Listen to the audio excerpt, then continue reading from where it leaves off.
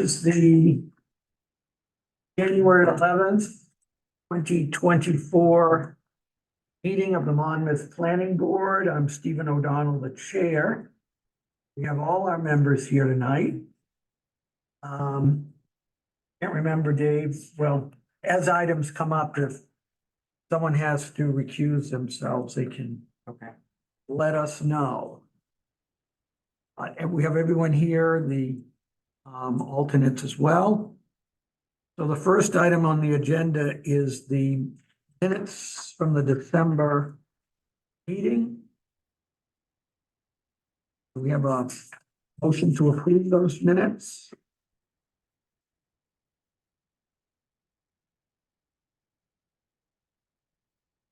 So move. Second.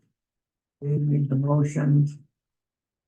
Rick second. Any discussion, any edits anyone sees? All in favor of approving those minutes? I had the Firehouse Museum first. I guess we'll pass that. And we can go to Lake Star. Are you ready to? So, just to summarize, we accepted an application at our last meeting for a subdivision at using the address 533 Route 135. It's bordered by Route 135, Birchwood Drive, Larry Drive, and Anabesicook Lake. And Lake Star is proposing 26 lots with 25 new houses. There's one existing building that's being rehabbed. And we held a site visit Saturday. I had a list of everyone who attended, and I'll have to find it, but it was well attended. Took us probably an hour and a half or so to see what we could see. It's a pretty large lot. And see what else we might have here. You haven't submitted anything since the last meeting, is that No. correct? So my understanding is this is still waiting review at DEP. It is. And we received a few comments back from them that I need to respond back to. I haven't had an opportunity to do that yet this week. But we did receive some comments about the stormwater, and actually looking through the new ordinance that came out in June. Some of the issues that came up at the site visit, we've been able to resolve those, and I can address some of those changes now. Okay, sure. Okay, Start so with that. the big question, well, first of all, the only color on here, this is the existing snowmobile trail. And when we did our site walk, we came in here somewhere on lot 10 and then walked up to where the road is. And I think where we had most of our discussion is in this area right here where the road will be. The farmhouse you alluded to earlier is right up here on the corner. This is Birchwood Drive along the top of this plan. Larry Drive down just off the bottom, and Route 135 along this edge. And Anabesicook, of course, is here. Jug Stream and Cobbessy are down there. So one of the issues that came up is we were looking at the amount of frontage on each lot. And I think Bill Monagle pointed out we had one lot that only had 186 feet of frontage. And under your old ordinance, it said you have to have 200 feet of frontage, 100 feet back from the lot. And we did have that on all the lots. I checked that today. Your new ordinance is different. The new ordinance says you have to have 200 feet for the entire width, first 100 feet back from the lot. So we had to kind of massage this front end to make that happen. It did not change any of the The roads, certainly wouldn't change any of the stormwater because we're not doing any development down on the front end here. The only major significant change is this was lot 10 where we started going in there. We ran out of 200-foot chunks as we went up here because we needed 200 feet, 100 feet back. And so this lot where we went in, we had to stop it short of the waterfront so that this lot 11 could have, well, that's an excess of 200 feet of frontage, but there wasn't enough. We have about 350 feet of frontage to work. So the lot lines up on the road all stayed the same. Just these frontages on the lake, one of the lots now does not have direct lake frontage. Which lot's that? That was the 10. lot that got cut off. Yeah. Lot 10, Okay. which is this one right up here next to the. And what was the other lot that you said had 186 feet now is? I think it was lot 16 down here.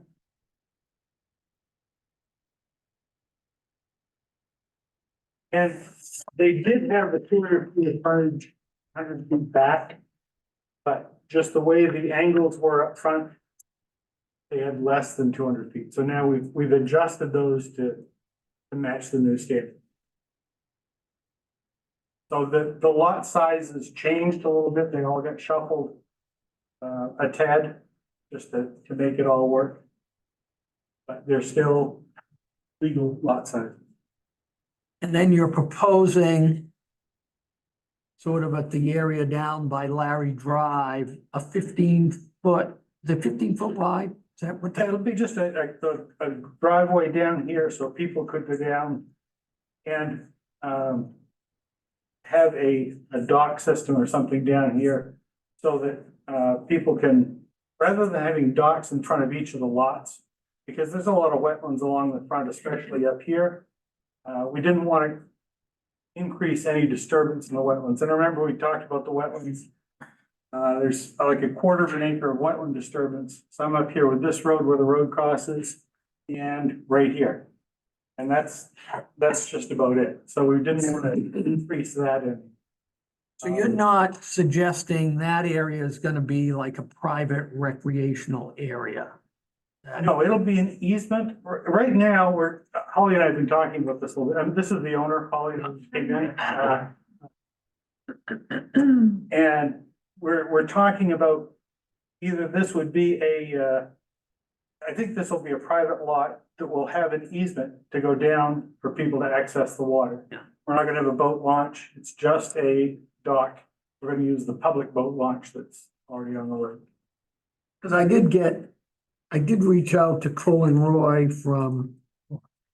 Clark from, the Shoreland Zoning Office at DEP. Okay.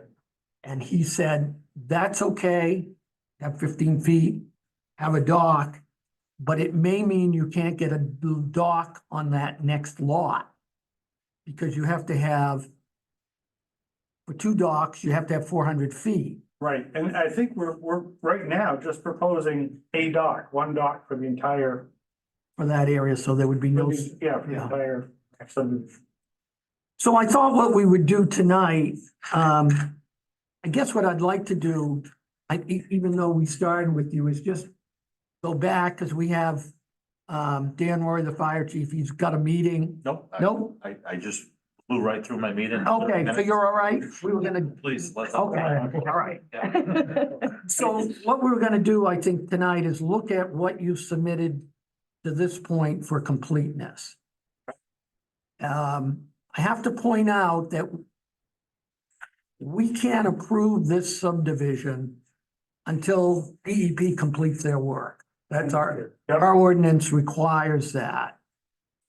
I think, and I may be getting ahead of us, but I think we're gonna point out tonight some things that we're gonna need from you folks. And I think the question is, you know, after tonight, whether you want to table this until the DEP completes their review, Because what we're gonna require is gonna mean you're gonna have to do some additional work on the plan, and whether you wanna spend that money until you know what DEP says. Sure.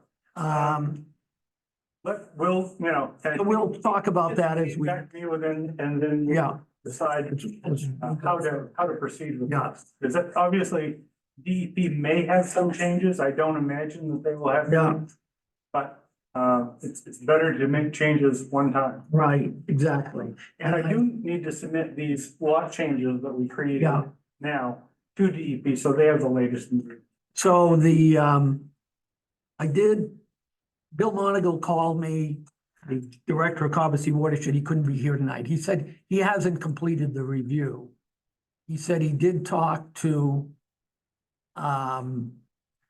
somebody in that office that's reviewing it. Beth Callahan? Maybe it was her, and he said it's probably gonna be a couple months.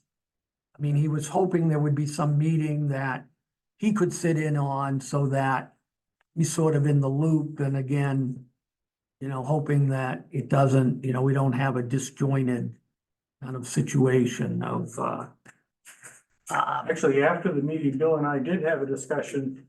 In the application, I said that the phosphorus impact that we're gonna have, we're paying a fee in lieu of system, which is a DEP accepted standard. And in the application, it says we'd be paying that to Kennebec Water District. It should, or Kennebec Soil and Water Conservation District, there we go. It should say that it's going to Cobussy Water District, Yeah. because they are the administrator for these lakes. So that's a change that we know already we have to make in the application. Or in a letter to DEP.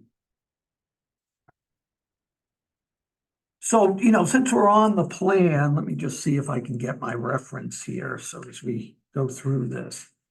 So just for the folks here tonight, if you're here for this project, the planning board will talk about stuff, and we'll give the, you know, applicant and their representative a chance to talk, and then probably once we get through it, if people have comments, we'll take them at that point, just so that we kind of deal with this pretty smoothly. One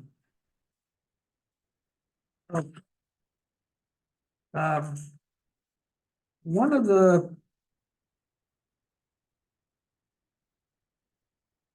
the issues on the plan is, I can find that section.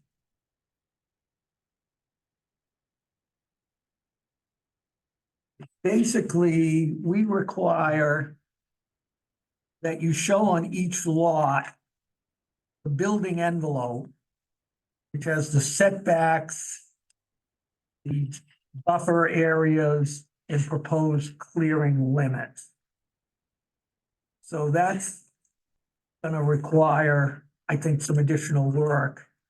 I think we also have to, I think for each lot, you have to kind of also have a test pit for the septic, so that's gonna be additional.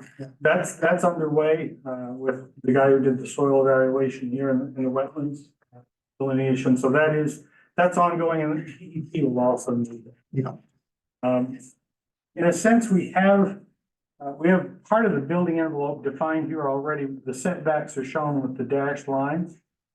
In the phosphorus description, the phosphorus analysis, we assumed there'd be a certain amount of clearing on each lot, and it was, I think, 3,500 square feet of the maximum amount of rooftop. 9,000 or 9,500 square feet of lawn. And I think it was 6,000 square feet of driveway or other impervious area that's not rooftop. Where they put that on each lot, we haven't defined because couple reasons. They've got to be away from the wetland as much as possible. Yeah. So, and we don't want to cut down trees unnecessarily. If we could move the house 20 feet this way and avoid some pristine trees. So we can do that, but we're going to need need to work with the code enforcement officer at a later time to maybe juggle that around a little bit to find the optimum spot on each lot. But yes, we can define that pocket. And that just brings up something also, I mean, within the submission you made, you had it looks like there was an agreement between the Pipers, the prior owner, and the Sears about the road. Yes, And it looked like, if I read it correctly, it was kind of hard to decipher. But it looks like the Pipers gave up 10 feet of land along Birchwood. that's, And is that reflected on the plan? I believe it is, because this is a new boundary survey that was done by our surveyor. Yeah. And it's showing it as being, there's a note here on the plan about that, agreement with the Sears, between the Pipers and the Sears. And they're showing that as being 20 feet wide. And it's beyond the current edge of the property. So it laid in apparently where it should. Yeah, I mean, it was kind of hard to follow because it starts off at a pin and then moves it up and then Yeah, Sear gave something on one side of the line and the Pipers on the other, but maybe we could show that graphically. Would that be useful? yeah, that might be useful when you do the next set of plans.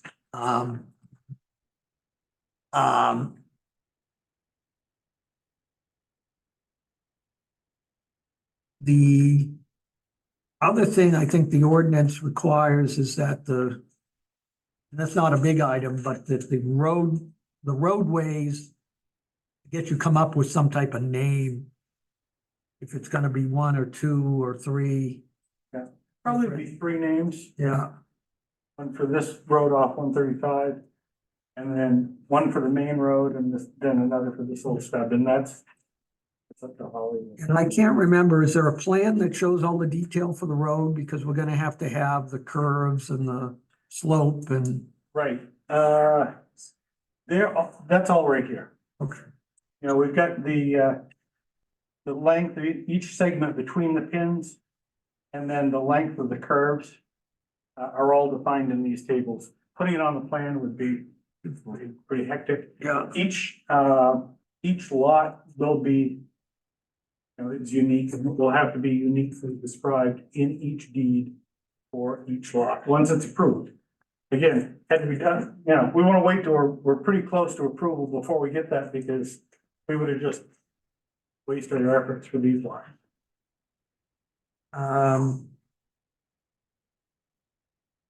Yeah, location, just going through the requirements, location description of all existing and proposed permanent markers, as well as location of temporary markers to locate a parcel or lot.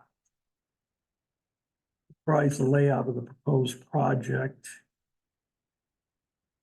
We don't have any, location and dimensions of existing and proposed buildings, which goes with the depiction within each lot of the building envelope, so we talked about that. The location and design of any existing or proposed sewage disposal, water supply, storm drainage, trash disposal facilities, and other utilities such as gas and electricity. So I just assume gonna be bringing electricity in, Yeah, we'll be bringing the electricity. and that's gonna be above ground? It's- Sorry, Alex has misrepresented this, Holly. I'm sorry. Please continue. Please carry on. No, we did say it was gonna be underground, right? For electricity I or, think we're hoping for that. Yeah. yeah, no, that was, Not being. I don't want to talk about. Yeah. we're gonna need electricity. Yeah. So yes, we will have electricity. As far as the location of trash items, there are no dumpsters Yeah. or anything like that. It's gonna be, each home will handle their own trash. And it'll have to be handled by a licensed hauler. For identifying the the lots, these are all meets and bounds that are along the road and also defined in the table here. Or the other items that are in that. Yeah.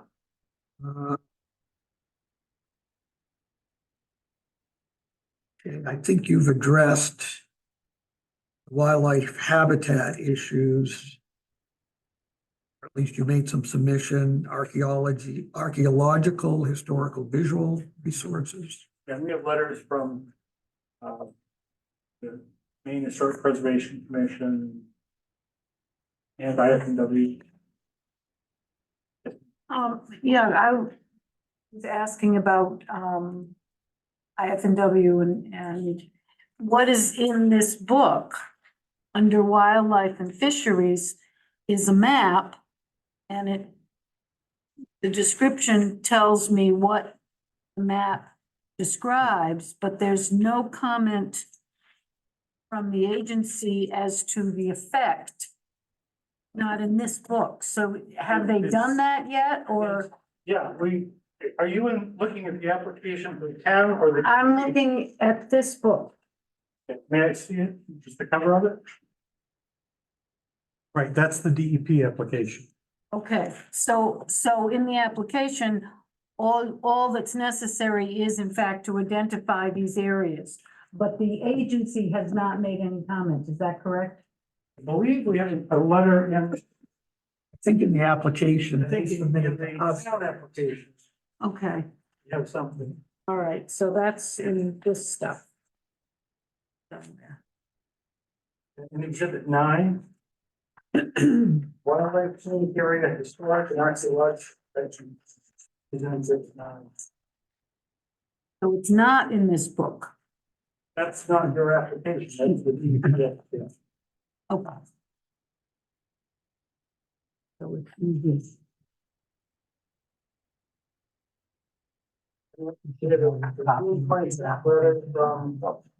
Actually, Department of Agriculture, talking about botanical features, Okay. and it's mostly that. And it's also.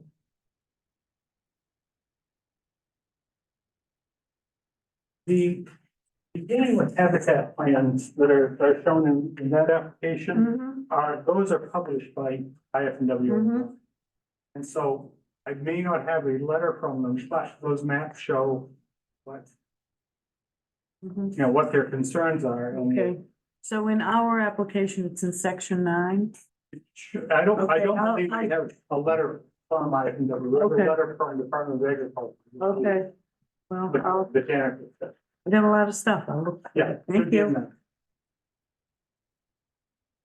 Yes. I think you've got the location of the shoreland zoning district boundaries. There's some in resource protection. There's some in general are in the shoreland residential, I think is. Right. The shoreline zone is generally 250 feet back from the water. Except up in this part of it up on the western side. The shoreline zone begins at the upland edge, the back edge of the forested wetland. And so up here, in this area, you can see this one is this is a lot further back than these ones, simply because this is, your 250 feet starts further back inland. Because this is along where the beach area is a forested wetland, which is a higher value, forested wetland associated with the lake. And so we're pushed back beyond that. All right. Okay.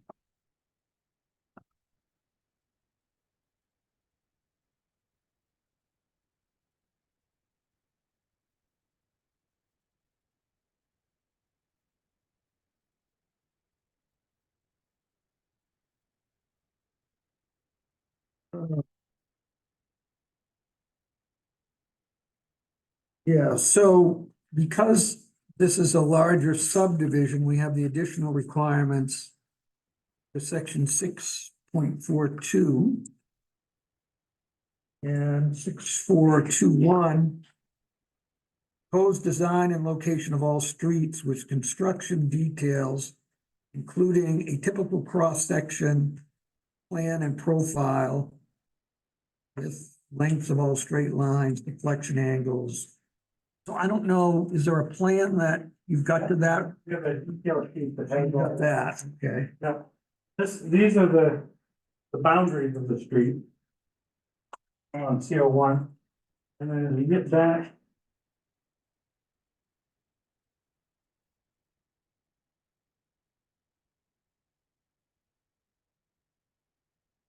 Here we have typical cross sections.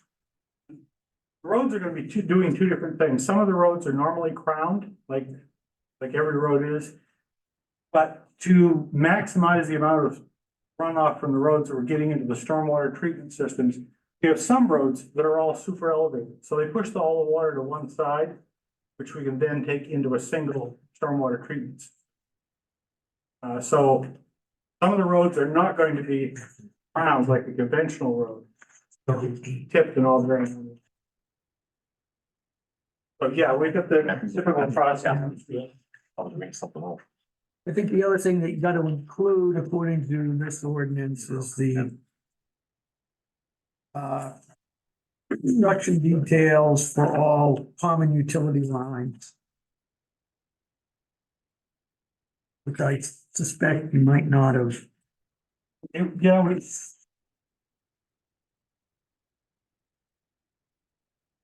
Those are standard details that we can add. So that, the only thing we'll have is underground electricity, we'll show it in conduit. And we aren't really proposing any other utilities other than electric and data that'll be underground and conduit.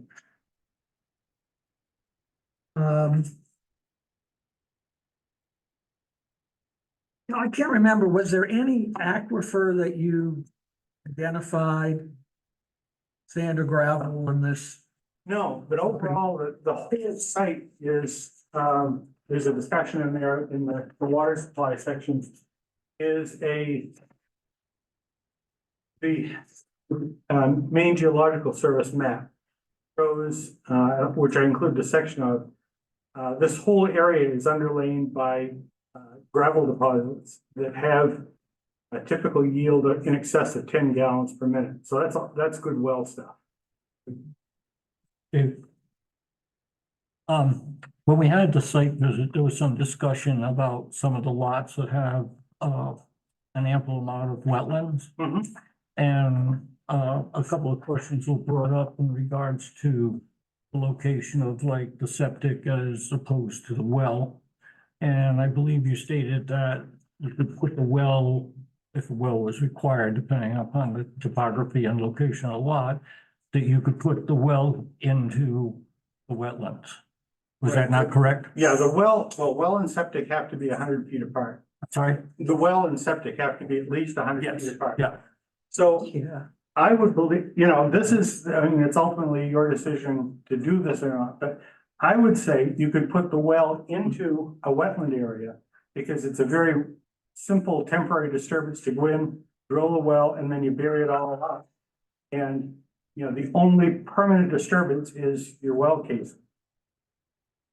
I understand that. What I don't quite understand is how you're gonna get a drill rig into the wetland areas without doing substantial damage to it, and or obviously you have to trench from the well to the building site. Right. Yeah, that's a temporary disturbance. Okay. We'd have to repair later on. Absolutely, we'd have to repair it. But I think they go in on tracks, as opposed to a wheel. Thing they could. If they do like they have for the power lines, they put mats down. Yeah, that's also, that's a more expensive. Yeah. Proposition. But that would, that was my concern. You can't back a drill rig up into the wetland Yeah, unless you got a big tow truck.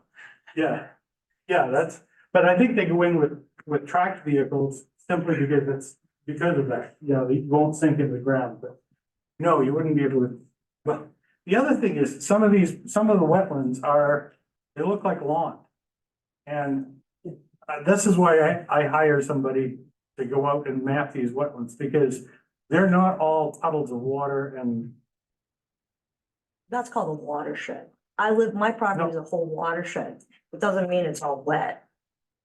right, this whole thing is a watershed through the lake and the two lakes.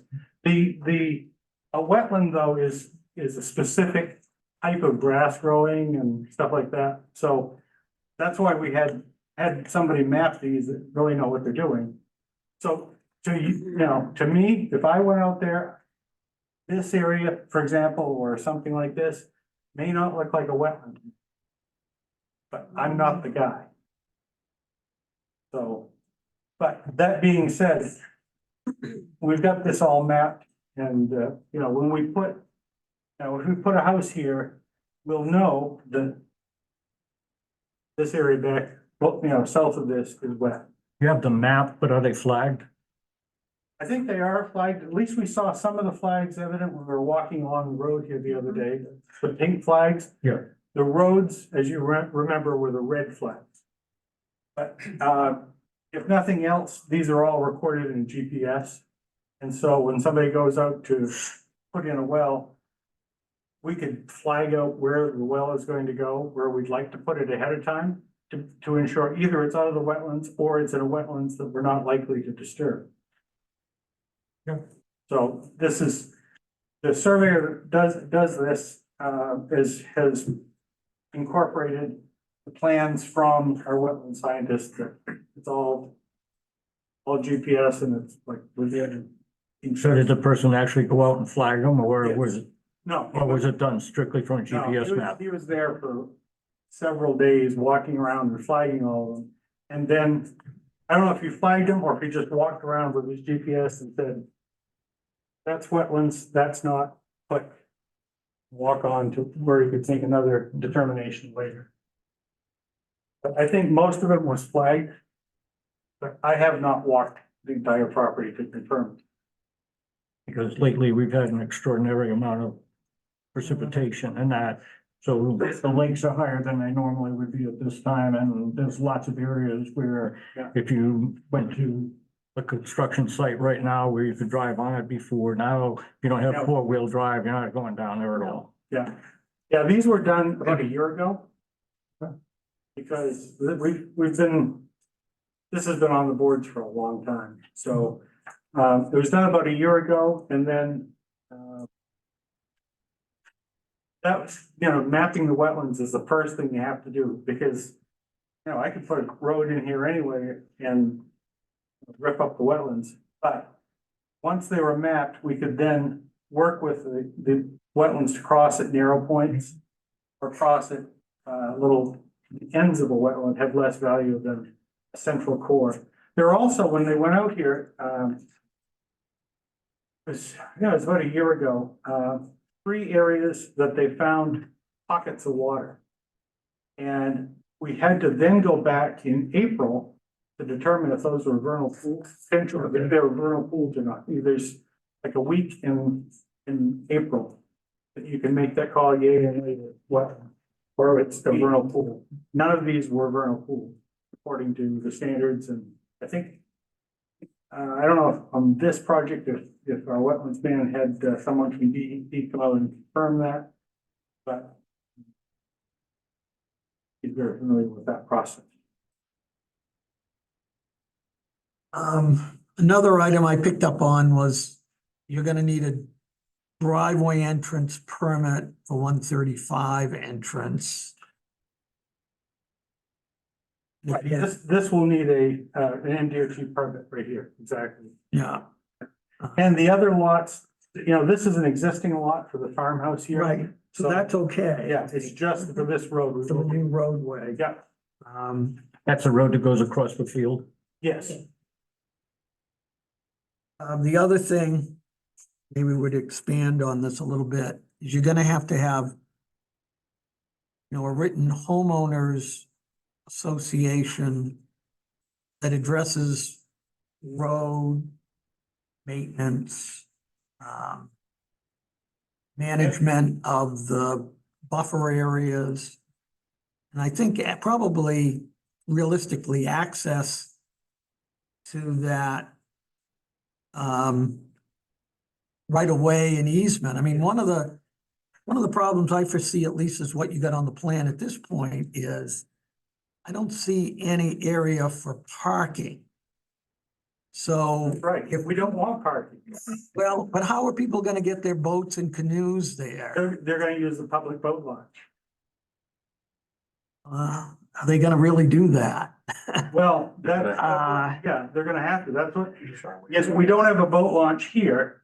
And this, area over here, I have walked along that, is about 4 or 5 feet higher than the lake. Yeah, So it's, you know, it's not realistic to put you could even a canoe or a kayak in. Yeah, you could put a canoe or a kayak in potentially. Well, I mean, are people who live on the far end of that development, are they gonna walk? You expect them to walk, or are they gonna drive? Walking is good exercise. Well, it is, but I'm just not sure it's a real. You would probably be surprised if you went in after it was built up, if you went by and there wasn't some access points directly in front. Because drive down by 5 bridges and that and see what people have done with the shoreline where there's wetlands in front of it. You know, I think if you're, again, it's Holly's project, but if you're contemplating these lots having access. We're not, that's where we're doing the shared access. But, and so that, we're saying that that would be a restriction in their deed. Right, and I think that's it. We have to see the language of any restrictions on the deeds and also the language of the homeowners association. And I know Holly's been working on that with Yeah. some folks. That's a very complicated process. Oh, yeah, And so. Yeah. Yeah, that is in process. It hasn't been done.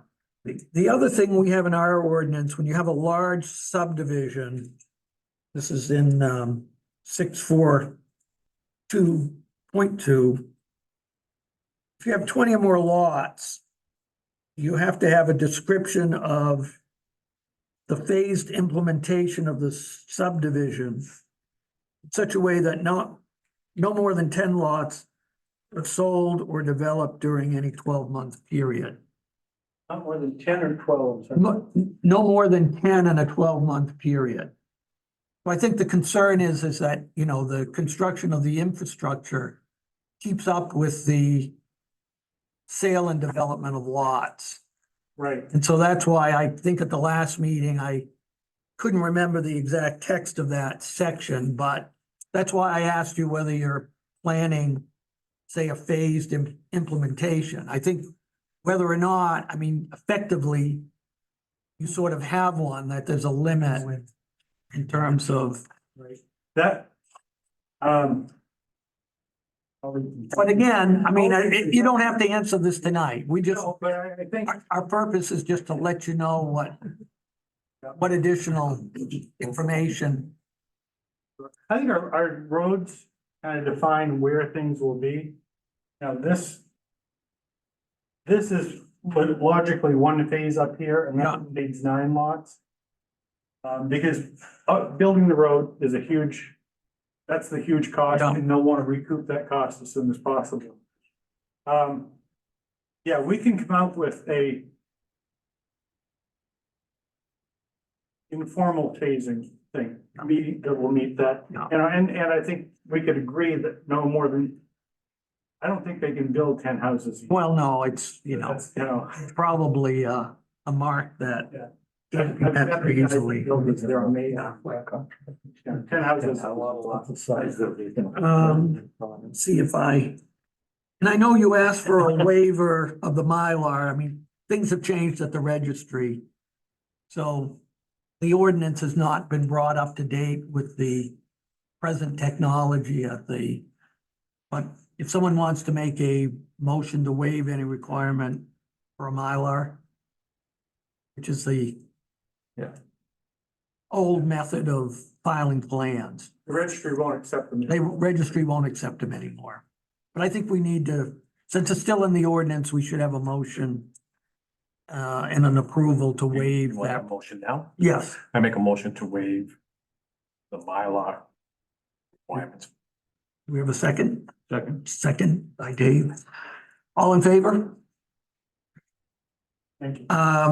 But you're not at, that's the only, That's a long way down the road. oh, yeah. But at least we've cleared that. Yeah, that's a. Um.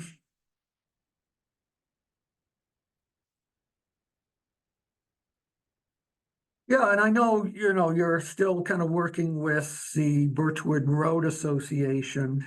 And this ties in well with the homeowners association because there'll be a homeowners association for each of these roads.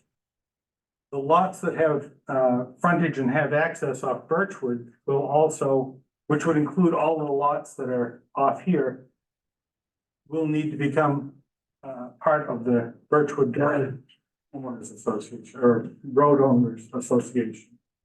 Some of the lots, for example, if this lot right here will have no interaction on Birchwood at all, they probably would not have to be part of the homeowner or the road owners association, but they will be a member of the Jeff Drive here. Whatever the name ends up being. Okay. Now, how many vehicle trips are you estimating per day? I haven't figured per day, but I've looked at peak hour and the single family residences like this are 1 trip per hour is the standard baseline. So the peak hour in theory could be 26 trips into or out of the subdivision. Keeping in mind, some of those will, go out onto, like the ones from here, will go out directly onto 135. That's the biggest traffic impact. 135, according to the MDOT website, as I looked this up today, has an average annual daily traffic of around 1,100 or 1,150 trips per day. It has a capacity, or DOT says it has a capacity for 1,600 trips a day. So what we're adding here is a little less, worst case scenario, a little less than 2% of the capacity for Route 135. So should not impede traffic at all. A lot of this traffic here is going to be internal. The biggest impact for the nearby owners, landowners, is traffic along Birchwood. But again, that's why we put this in here, so we can divert some of these lots out this way rather than go through. Yeah, and we only require kind of a formal traffic impact if it's gonna exceed, I think, 100 trips at peak hours, so. That's the DOT standard as well. 100 trips per peak hour. I think we already talked about. They say we can't approve without the DEP site location or NERPA in the road driveway permit. I mean, I don't know that the road association has any requirements in terms of opening or anything, probably not, most don't. But it's just a matter of. I think we want to get that agreement hooked up with you guys ahead of time, so it's not a surprise later. Who are you talking to? He's on. Oh, okay. Gentleman right beside you, I'm sorry, I know he's the road association guy President. and fire chief and. Yeah, I'm sorry. No. please don't. If you'd like to be president. President. Anyone on the board have any comments on either items they think are needed other than the ones I've mentioned?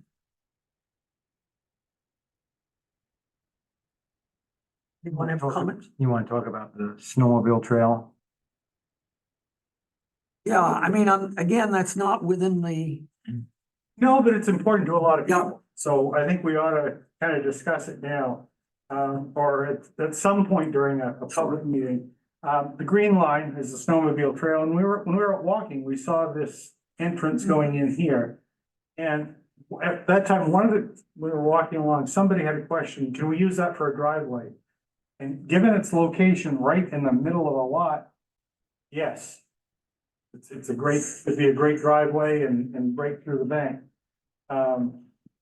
It would be likely that this, it's lot 6, could be accessed off that. I had planned on accessing it off, the end here, because there's a wetland that runs right through the middle of it. So either the house will have to be up here or down here. If it's up here, we'd access off this. If it's down here, this would still be going through the backyard, so to speak. I also know at the end of this road, we've got a stormwater treatment system. Not shown on the plan, it's on one of the other plans, at the very end of that road. So that area, the snowmobile trail will not interfere with the proposed stormwater treatment system at that location. We talked about having an easement, because this is a valuable resource for folks that want to get out on the lake, assuming the lake freezes every winter. May not this year, who knows? But, the biggest problem is that it goes right through some lots. This lot here, for example, it goes in the back. This one, the buildable space will likely be up here, closer to the road. But there's also a buildable pocket back here, going through the lot, going through the wetland here. The homeowner on that lot would have to get another permit in addition to ours, or amending our permit to put a road through the wetland. And in fact, that was one of DEP's questions is, I can't remember what lot they were talking about, but it may have been lot 18 down here. The center part of it is a wetland. So if they were to put their house back here, outside the shoreline zone, they would have to it would create additional wetland impact to get there. And so, I think I can speak on that issue is we're not really requesting an easement the way you have it drawn or the way it is now. The snowmobile club and all the residents want access from the beginning of that to the end of that. How we get there is gonna be totally up to you. we can work around that. Yes, we can work around that. Yeah. It may, Put it on property lines, put it off, yeah, we don't typically worry too much about the wetlands because we're not using it until it freezes anyway. that may be a solution, is going right up this. We tried to put the property lines on the wetlands because you can't build next to the property line anyway. And, That's what we're trying to get an idea of how you're thinking yeah, about that. so I'll work on that. And find something. You all live with. Right, let's see. Don't know if anyone else on the board has any questions at this point. Any members of the public have questions or comments at this point? Again, we're not getting to a review stage. Yes, sir. I'm Bill Woodward. I live right here. I hunted that land, fish biologist, and I don't see any problem for this development at all. They've come up with a pretty good plan. The wetlands, I don't believe there's any really big problem there. I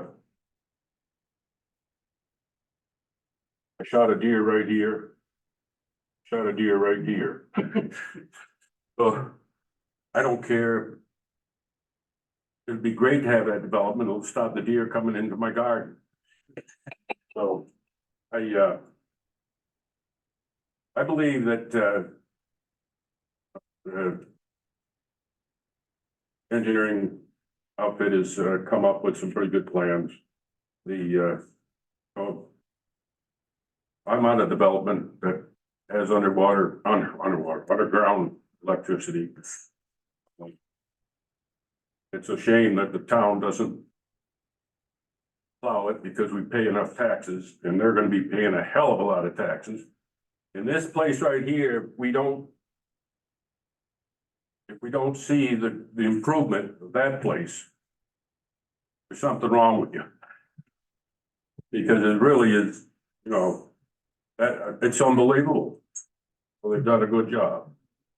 So, I believe that, it ought to be approved with all the regular stipulations that are put on by DEP and Fish and Wildlife. They've gone out of hand, so let them do it. Yeah, I'd love to. I'm Melissa Van Ham. I was here. And, I was glad a couple summers ago by the developer Alex. This was misrepresented, whether you like to do that or not.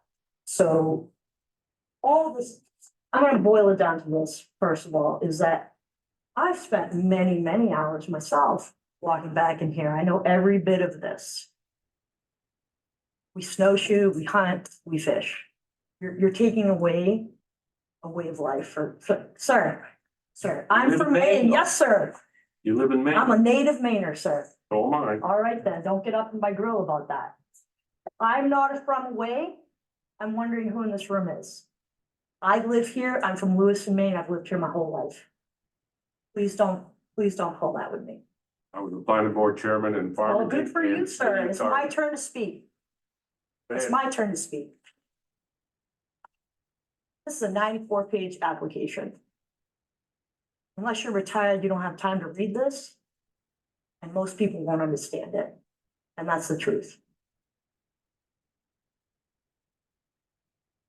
The Department of Environmental Protection since 1996 has been issuing special permit after special permit after special permit to fill in wetlands.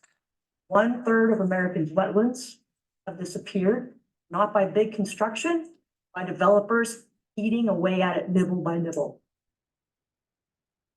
These are beautiful homes. That farmhouse is beautiful. It was crumbling. It's historic, and we're grateful that you've rebuilt it. It looks very close to the original. It's beautiful. I've been inside. I love those windows if I could afford them. But the reality is, these are enormous homes. And most people from here cannot afford this. I'll speak for myself. No one I know can afford these houses. So I would love it if native Mainers were moving back there, but I know there's gonna be a bunch of fromaways. We cannot afford this from here. So the DEP has been gonna issue these permits. This is done. We can stand here all we want, but I'm pretty sure this is done. So what do we get out of it? We get a bunch of fromaways paying double taxes to be on the water. 50% of our taxes, they're gonna be earmarked for the schools. Am I correct? Ish? All right, and that's beneficial. I have a 5-year-old and 8-year-old attending schools. I would love another teacher or whatever. Great. But stop acting like this is great for us. Might be for this gentleman or whatever. It's not great for me. They're gonna issue that permit. I hope so. Called a special permit. I know you hope so. No, They're going it's to. not a special permit, it's a standard Sir. permit. I understand. I'm sorry. What I'm saying is, they will step this line and they will step this line because all in all, money talks. This is about money. This is about money. It's not about your way of life. It's not about noise pollution, ambient lighting. I moved out to Monmouth from Lewiston to get away from that bullshit. This is in my backyard. I am gonna be looking at that road from my beautiful bay windows. And if my kids were in school, I would pull up stakes and run up to Franklin or somewhere that is not here. You can see that I'm very contentious about this. I don't care for this. There was no mention of paving. We were led to believe these were dirt roads. I think that's the plan, isn't it? All right, great. I'm just, you're like 135 and like trips per hour. It's not gonna impact anything. I live on 135. It's a logging road. People are flying by my house at 80 miles an hour. I have 2 little kids. And you're gonna dump more traffic onto it, acting as though this does not impact anybody. Sir. I'm Just not breathing. asking you to speak. Just breathing, thank you. There's another development on the other side of town. You can think I'm nuts, but I'm not. I'm also educated, so don't sleep on me. This other side of town, we're getting like 26 more units on a scenic vista. So you want us to be happy about this? We're not. This place is full for a reason. And I thank the planning board for hosting this and for standing up for us and for checking all this. But this is some bullshit. Well, we're gonna, we're really not even at the review point at this Well, juncture. whatever. We're letting people speak, but, Listen, I'm not there's still a asking- lot of more. I'm just letting you know Yeah. that I don't like this. A lot of people in town don't like this. And stop acting like it's great for us, because it's not. You've said it a few times. Great, great, great. It'd be great. Thanks. So this is disturbing to me. I don't feel like it's good for Monmouth, but it's gonna get done because money talks. And I just think it's a shame, like, it had to be so big. That's greed right there. Okay. That's 26 units. You could have made it bigger. Yeah, but what then? That's an awesome thing 3 hour- for you to say. It's 3 acre lot with wooded Yeah, trees and it maintaining as doesn't much matter. land as possible. It doesn't matter. You're putting 26 properties. But look, we gotta kind of move on tonight. We got a lot on the agenda, other I matters will too. be seeing you around, I'm sure. Absolutely. Absolutely. In terms of information that people are looking for, I have comments on that tonight. I can always talk to Name, you like on name. this. Oh, Emily Thompson. My husband and I met, our homeowners on Larry Drive, and this will be behind us, I believe. We're just trying to understand how it would affect our property and like the abutting zone, so we can talk to you privately if that works better.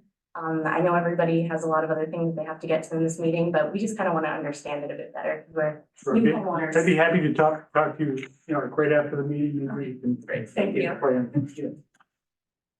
Frequently, we require screening, for development that, to kind of maintain as best we can what existed. Can't do it completely, but often there is screening requirements, landscaping. Anybody else? If not, go ahead. Tom Hoke, I live on Sanborn Road, not too far from this development, and I just have a few concerns.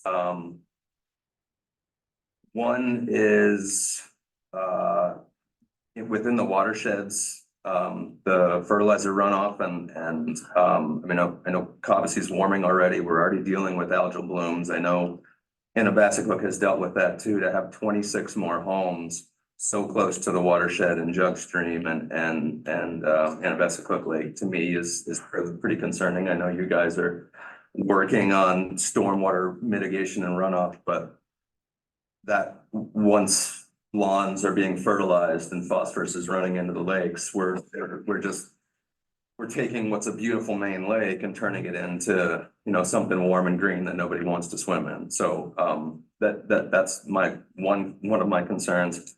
And the other thing is just I worry about, and this is for really the planning board to think about, is what we want Monmouth to be as a community, and do we want it to be suburbia? Because that's what 26 unit subdivided plots end up looking like, is suburbia. And is that what we want for Monmouth? So those are my concerns. Yeah, those are valid concerns, especially about the phosphorus. And that's something that will be in the homeowners association, that they cannot use any sort of fertilizer. In the documents the board has already, when they're building this, there's specific exclusions to phosphorus in the fertilizer, or any fertilizer. That's, you know, and that's gonna be carried through. We're looking, well, we designed a phosphorus containment, or not containment, but a treatment system that will treat all the road runoff and a lot of the buffers that'll treat the runoff from the home. So This one? DEP will determine if that's adequate or not, but they have specific standards which we've addressed. Yeah. The whole question about the feeling for the development is, it's 26 lots, 70 acres. We had about a quarter of an acre wetland impact, which, Bill Monagle seemed to be pleased about, because that's not very much. This is the smallest DEP permit you can get. It's an individual permit. So it's a small amount of impact. We'll be talking about phosphorus, I think, at a later meeting. Right But, now, still waiting for Bill Marshall. right, He's still got to yeah. put all that. We usually get some type of written assessment, and I think he'll be he just couldn't come tonight, but he'll, and as I say, we're kind of in a preliminary stage here. And as far as the concern about suburbia, yeah, doing the math, 70 acres, 26 lots, it's 2.7 acres per lot. Average. Some of them are massive, like this one right here is 350,000 square feet. You know, that's a big lot by anybody's standard. But for reference, this area right here is 2 acres. The gentleman on Larry Drive bought some extra land in back. You know, these homes are probably, they may not go to locals.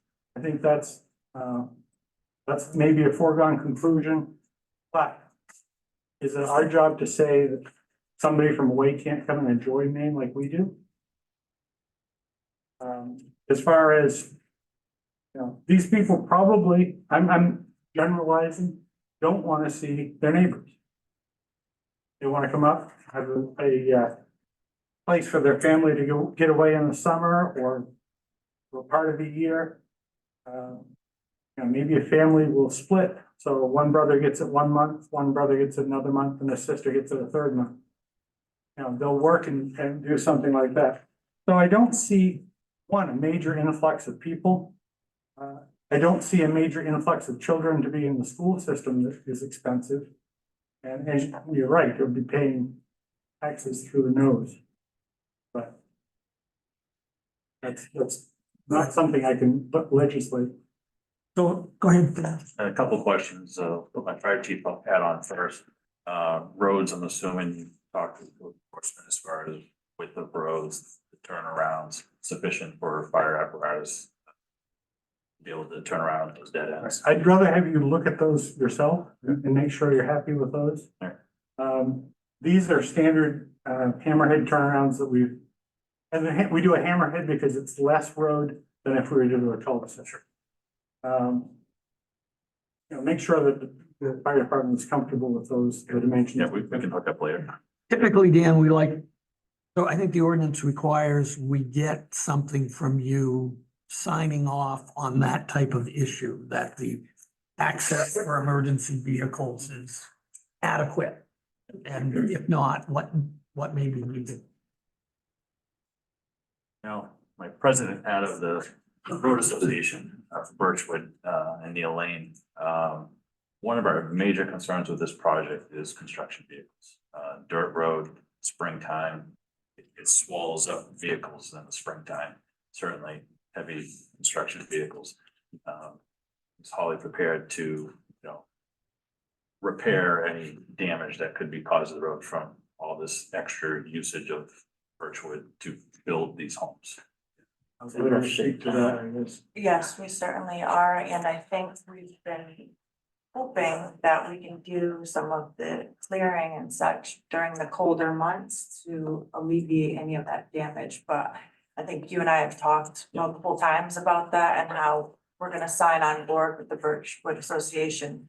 So whether it's during the construction phase or a new homeowner, they'll be paying into the Birchwood.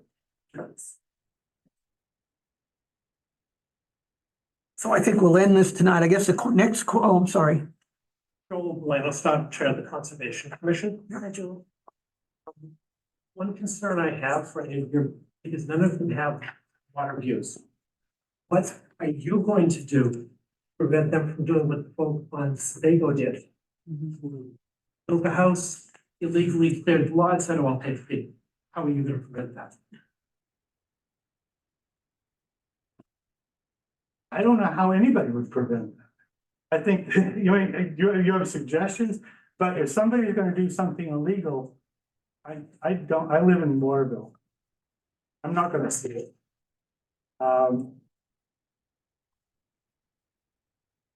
That's an unanswerable question, sir. What kind of restrictions are you? In the homeowners association, we're gonna say you can't clear down to through the wetlands to the front of the property.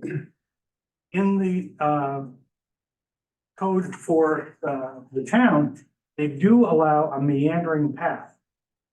I mean, and the key word there is meandering. You can't have a straight line from your picture window in your living room to get down and see the lake. The meandering prevents two things, that you may not be able to see the lake, but also the folks on the lake can't see the home on the inside. And that's, so if homeowners wanted to build a meandering path, one, right now, we don't know where the homes are gonna go, and two, that's something that they would have to get a permit from the town. I'm not asking them if they're doing things properly. Again, I can't answer, and, I can't, What restrictions are gonna be on the deeds? the deeds say you can't clear. Clear, in the zoning, it says you can't clear in the shoreline zone. I realize that, And- but the person in Sebago chose to ignore that. Again, what can I do? Well, I'm assuming they're trying to do some kind of enforcement action against him. Yeah, it's code enforcement to. Yeah, and it's up to the residents who see it to bring it to the attention of. There's been instances on other parts of the lake where even though there's been a restriction, the owner or occupant of that lot has seen fit to clear cut and do other things like that. Yeah, And when they get the knock on the door for the DEP, from the DEP and say you have to replant all of these trees, you gotta rip that out.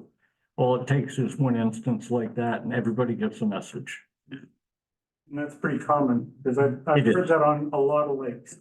one of the problems we have in Monmouth, and as planning board members, we complain about this all the time. We put restrictions or conditions on approvals. And right now, we have 12 hours of code enforcement, 10 hours a week. And it is impossible for someone to do a good job, 10 hours. So I urge people to talk to the select board about more code enforcement. I mean, people like to do what they want to do on their property, but when it affects others, sometimes we have to have someone with a stick. And I would echo that as well, because when I have questions about zoning and standards like that, it's very great to be able to call, it's very good to be able to call the code enforcement officer and say, how is this interpreted? What does this mean? How do I do this correctly? And 10 hours a week may not be when the question pops up. So. I'm gonna have to cut off the discussion on this tonight. I guess the issue would be, are you folks in agreement that really no sooner than the March meeting would we be able to kind of move forward on this? I mean, my understanding is DEP is gonna be a couple of months. Yeah, we haven't received a letter from DEP, and it probably will be a couple of months. I think March is realistic. And we can talk before then, but And in the interim, I would like to submit, yeah, I'll get the MDOT permit, I'll get some of these other things that are. sure, or just submit them to us. We'll get those to you, but as far as coming back, the weather's good tonight, Yeah, yeah. so we don't want to chance it all winter long. Okay, Good. Can I just say one more thing? Sure. I just wanted to respond to the suburbia comment. My intentions is to have this be a private wooded homes, so it's not gonna be a clearing, it's not gonna be a mini development, it's not gonna have that vibe. I'm an interior designer, you know, aesthetics, I'm above that, a nature lover, an animal lover, so, you know, I want the whole vibe and energy of it to be like an integrated space with minimal clearing, that's just not where my head's at, but to further, you know, ease your mind, I'm working on a 3D design that will give a layout of that entire space. So you can see, I'm working on multiple size houses, so they're not gonna all be large houses. There's gonna be small houses and some larger houses where we deem appropriate. So that will be all exemplified and you'll get a, you know, a visual aid so you can sort of see where we're going with this project. And I've been working with that and an architect very closely for several months to fine tune everything. So I would say within the next couple months, you'd have very accurate depiction of what you can, you know, expect should this get approved. Thanks. I'd like to move on to some other items if we can. Thanks for people coming in.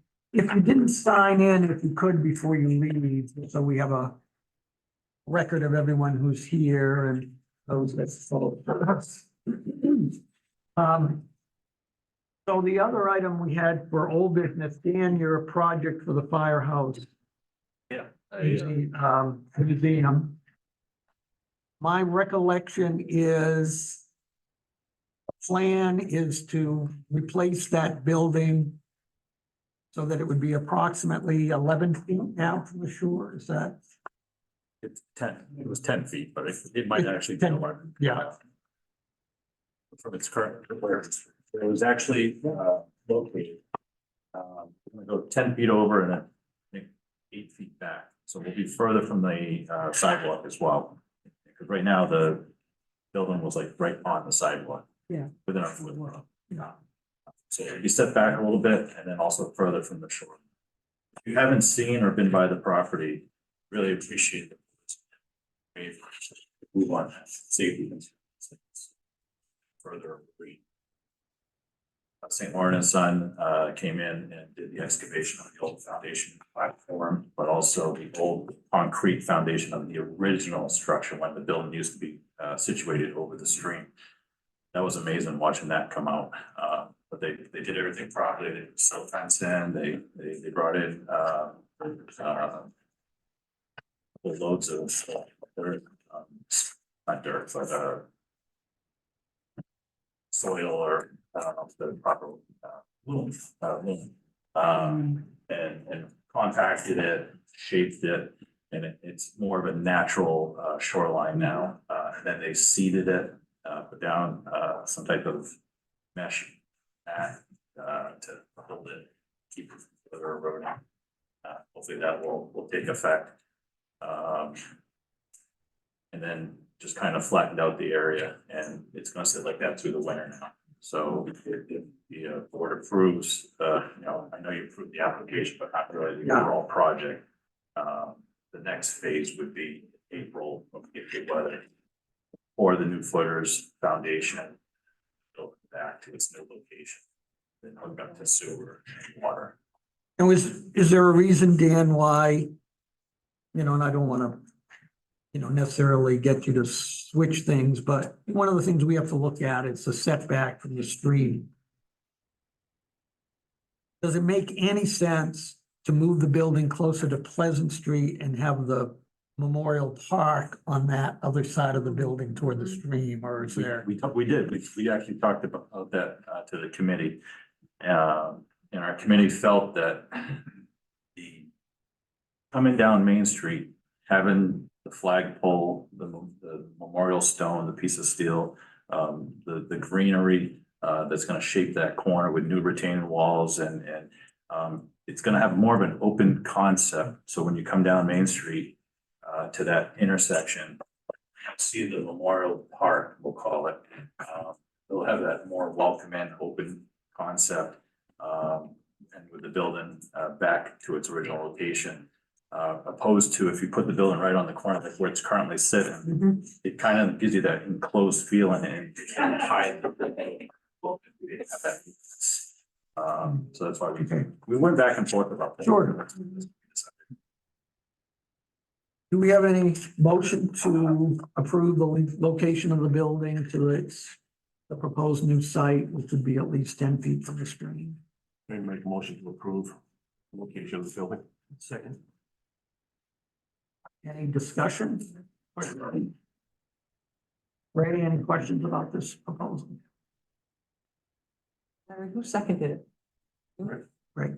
Okay, all in favor of approving the relocation to the spot that will be at least 10 feet from the shoreline? I abstain. Okay, thank you. Is there a question? Well, I just wanted to let you know that I have had several people ask me what's going on, and I have been able to tell them because you were here and explained it, and they're looking forward to it. So Great. they're looking forward to that corner, looking a lot better than it has In a while. in a while, yes. Really gonna be amazing finished product and we're doing this with 100% fundraising. Zero cost to the town. It's all a private entity, nonprofit, 501c3. In fact, we're doing a fundraiser at TJ's on February 21st, so come out, have dinner, some great raffle prizes. There you go. Yeah. Support us, or if you play golf, August 16th, next year. Is there anything else that I need to do, like any further meetings? No, I have to write up just a brief decision. You know, and we'll. I'm happy to come back, No. periodically if I need to. Oh, but- yeah, no, good. That's nice. Thank you. plan. You have to get a permit. Yeah, you gotta get a building permit. You have the DEP permit by rule. I have the DP permit by rule. They don't actually issue a permit. Yeah. It's just a number, but I have a screenshot of that. I've also got a building permit only for the movement of the building and the Yeah, information. so Dan, I have to go back and. Andy will, Yep. after I write the decision, he can issue a building. And plumbing and Plumbing. all that, everything. We've already got applications for plumbing and sewer. Yep. All right, we can move on to new business unless people need a break for a minute. So, is Sean Liberty here? Right here, All right. So Sean had the misfortune of certainly did. a tree coming down. Do we have a map of the lot? You have something that. So one of the things that's always hard when we're going back and forth between.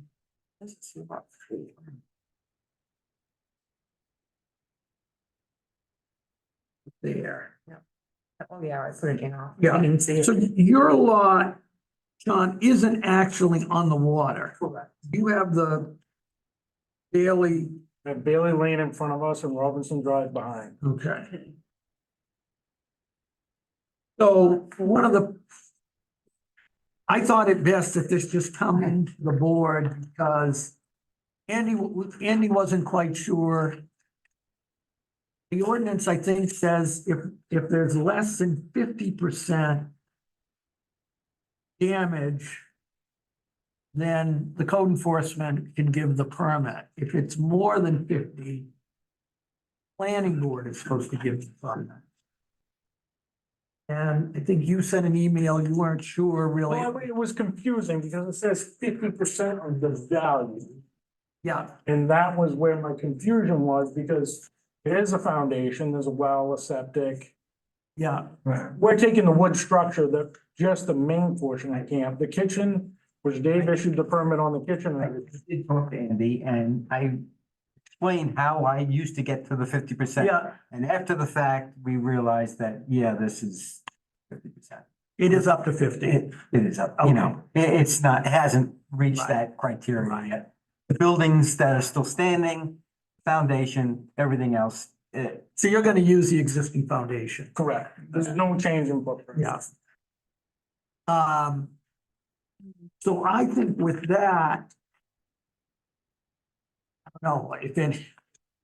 I mean, I've seen pictures. You submitted pictures. They're available if people want to see them and Joe's the tree. I- Uh, I hate this submit them, but so well, you've got an existing foundation. You're already back the other side of the road. Is there really an issue for us other than to say, go ahead and fix it? Yeah. Would like a motion. I make a motion to move forward and get it fixed. thank you. Second. And we might not have, do we have any pay a filing fee? No, I have not done anything yet. This was like, we were Yeah. trying to move through the Right. process as quickly as So if possible. you could just, I'd say just $50 for if you could send either send or drop into the town office, just put on a check, permit fee, $50. Sure, yeah, I mean, all I paid so far. And is planning board $25. Planning board, just put planning board permit. Because you'll pay another one. Yeah. I'm gonna write it to Steve and Dave. Yeah. Coffees for everybody. Yeah, you're gonna have to get a building permit, but I have to write something up for Sure. Andy and then we'll try to get that done next week. Yeah, and like I explained in the email, I just wanna build it so that it meets all the new building codes and energy code and. Right. Unfortunately, a 75-year-old camp was built with 7-foot tall walls and headers with 2x4s laid flat. And no insulation. The whole place was insulated, but not enough. And believe it or not, long story, but my grandfather went and bought the lot because Charles Robinson was his brother-in-law. And they did the development, but the trees that built those camps down there, the majority came off from that land. My grandfather owned the sawmill. The dilemma is it's hardwood floor joists. Once the tree came down and the water hit the floor joists, it just went like that. So I gotta take it to the foundation to fix. Yeah, where you're dealing with an existing foundation, I think it's. Thank you. No one was hurt. No, No. thank God. Right? I got a question on the app that I'd like to clarify for myself. On the application information, 2A, you're showing Monmouth, Maine for the address. Sean Well, Greenbridge. that's, sorry, that's the physical address of the property, 123 Robinson Drive, Monmouth, Maine. Okay, We live in. so we're showing a street address in a different community.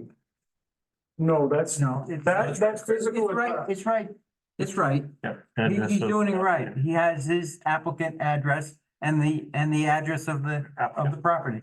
Okay, And it's the wrong application to boot, so it really doesn't. yeah, all right. All right, again. Well, we're gonna try to get that straightened out. I got him the right application after he gave this to you, so he's got And it. I just looked at it, like, and I don't know. It's same way with the subdivision. He's I don't new, know. you gotta understand. Yeah, we're trying to get everyone on the same page.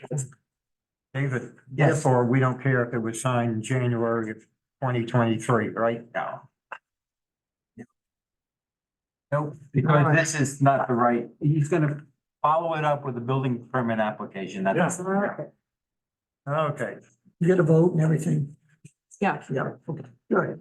All All right, we'll get Thank you some. so much. Appreciate it. We'll Good luck. move it. I'll be in this week. Thank you. Right. Got another one, that, you know, have it. The trees come down, demolish the house, We haven't heard from them. that's coming. Is Dana here? Yeah. Hi. All right. Now we have you want to do a 10 by 12 deck with a ramp. All right, and where are you located? 18 LaBelle Road. LaBelle is on, It's on Sand Farm. oh, that's right, it's on Sand Pond. That rings a bell now. I've seen on that. Yeah. And by looking at this, the ramp. Yeah. I think what you showed is that the proposed ramp and deck is no closer to the water. No. Slide it. It's just to provide better access. I got a door there, I know. Was there ever a deck, was there ever a deck I didn't, there? no, no. How long have you folks owned the property?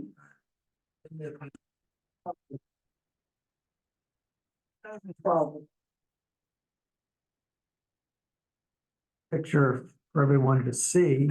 Yeah, we have. Yeah. Um. What do you folks think? Is it a ramp to be a handicap ramp? Or is it a ramp just to walk? We're gonna build it to be handicapped, what is it, 2 inches? or You're gonna make it something? an inch to the foot? You know, we get older and my brother's in a wheelchair, so if they visit. Yeah, you can get them up and in. How high is, it's very deceiving. The picture shows that you're building this ramp up off the ground, 4 or 5 feet, Right, but, it goes, the land goes. but the land comes up, so that's what makes it deceiving. To Right. get the inch to the foot, it's very short to make, typically it's Right. inch to the foot and you. Backward. Yeah, Yeah, the land- 4 foot would be 40 feet of ramp, Right, right. if it was level, if it was level. Yeah, it's not level, so. My view of this is it's not really putting an addition on. It's not, From this point, where the ramp is gonna end to here is 18 inches. That's why he's getting away with 18-foot ramp. yeah. You have the existing dimensions? It's on the. I don't have my copy. Okay. There's not gonna be any steps or. No. Yeah. Just the ranch. Yeah, it's got the right slope for handicap, so Mhm. an inch and 12. That's of the deck. That's the door going onto the deck, Yeah. and this is the ramp. And what's the existing camp size? And we've got a little more impervious, but not much. I don't have this, just again, but. It doesn't have a. 540 square feet, but then we, a cellar. You have a walk-in cellar. Yeah. Footprint. Yeah, How big is the camp itself? Do you remember? 28 by 24. 24 by 28. so that's under, That's under. yeah. Well, I would think we just have an application fee and we can deal with this tonight unless someone has a real strong feeling that we need to. It's a ramp. And it's a handicap ramp, so you don't wanna waste time. And I'm doing it in the spring. Yeah. Approve the application and approve the plan. Second. Any discussion, Ray? Yes, on the site plan. We're showing lot 4 maps, 148, 149. We got a map. Darcy got a map here. Not 4. But 140. It sort of goes out on a Basically, it's like peninsula. two lots in one. Right. 140, Go down 149, one lot. to the causeway. Yeah. You see it, it's on the peninsula, have you seen it? Do you need the tax map? No. What Larry was just saying, it's gonna be considered one Well, lot. basically, both lot is owned by the same person. Right. Yeah, It's paid 2 taxes though, lot 8, Yeah. but it's considered. If they went in to see the assessor, they could get that combined into one lot if they Oh, wanted. they could. I thought it was an automatic thing. You didn't have a choice. In some instances, they wait for the applicant to come in and talk. Before they used to do that. If they had two, they used to combine them. Yeah, just as soon as you, and Yeah. budding came under the same ownership. They combined it. That's no longer. Well, if the assessor knew about this, she would probably buy that.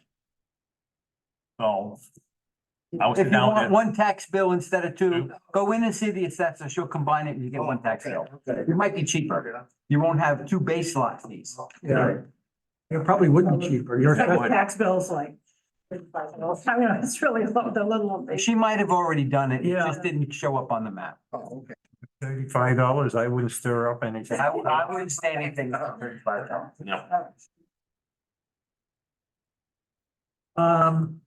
So the other thing we're gonna need from you is, they probably didn't collect any kind of application fee, so again. Yeah. We would charge you $50, I think. You want that now or? No, you can drop it off the town office, just write on the check, planning board fee. Okay. You know, And then apply for a permit and you'll pay another fee. yeah, when you do the actual construction, you know, you'll get a decision. The planning board saying, yes, you can go ahead and do this. Then you have to get the building permit from code enforcement. And you'll probably pay a little more for that, but probably not. Not much more. Yeah, okay, good. Thanks for coming in. Okay, thank you very much. And then I think we have Dylan Milliken. Hey, Taylor.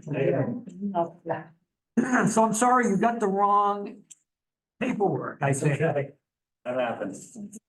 Did you ever pick up the Yes. correct paper? Yeah, Darcy emailed me as well. So, Okay. Hold on now. Why don't you pull up a chair and you can tell us what's going on with your property? Thank you. Thanks. Last one remaining. Yeah. You want a glove? I thought I was. The gentleman in code enforcement said he put me on the agenda. No, all right, well, we don't have anything, but we can talk if you want to wait. I brought stuff with me. Okay. I don't know how many copies you said there. The same thing. It's all the same. So we've got one. There's someone that did it around. Yeah, that's good.